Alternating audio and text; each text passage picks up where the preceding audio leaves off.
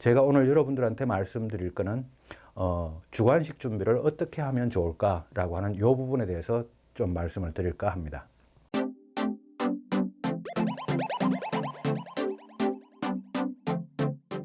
자, 요번에 기업은행 주관식 필기시험을 이제 보셨던 분들도 마찬가지고요.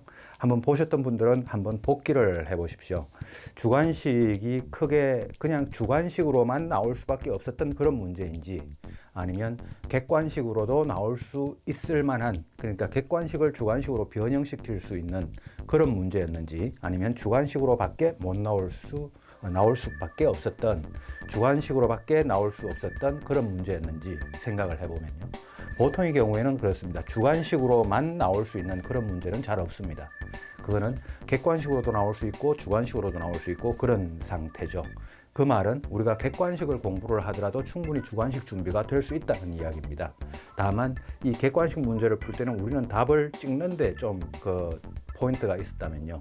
주관식은 그 개념을 좀 정확히 알고 그렇게 공부를 해야 되는, 요게 이제 좀 차이가 있을 뿐이지, 객관식 문제를 가지고 충분히 주관식 문제를 만들어낼 수 있다는 겁니다.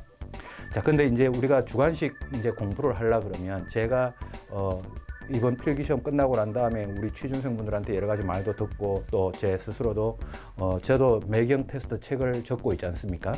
그래서 제가 매경 테스트라든가 또 경제금융상식 그 핵심 이론서 천재 책도 있고요. 이런 책들을 가지고 생각을 해왔을 때 여러 분야 중에서 제가 한 5가지 정도를 골라왔습니다. 첫 번째는 어떤 이론, 경제학이든 경영학이든 어떤 이론의 개념에 대한 문제입니다. 예를 들어서 이런 거죠.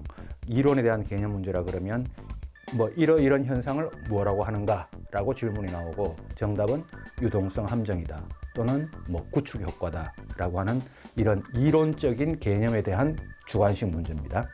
자, 이렇게 이론적인 주관식 문제가, 이론적인 개념을 가지고 주관식 문제가 나올 수 있고요.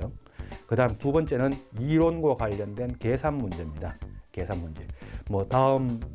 이런 상황을 가지고 GDP 성장률을 구하라 또는 GDP 디플레이트를 구하라 라고 하는 실업률을 구하라 라고 하는 이런 이론과 관련된 계산 문제가 나올 수 있습니다. 이런 게 두 번째고, 세 번째는요, 경제나 경영의 이론과 개념, 이론에 대한 개념, 그 다음 이론에 대한 계산을 떠나서 세 번째는 금융에 대한 개념. 자, 이러이런 용어를 뭐라고 하는가? 예를 들어서 예대율이다 또는 DTI다 라고 하는 이런 금융에 대한 개념이 나올 수 있고요. 그 다음 네 번째는 금융과 관련된 계산 문제도 나올 수 있습니다. 예를 들어서 이런 상황을 주고 여기에서 예대 마진을, 이 은행의 예대 마진을 구하시오. 이 은행의 부실채권 비율을 구하시오. 이 은행의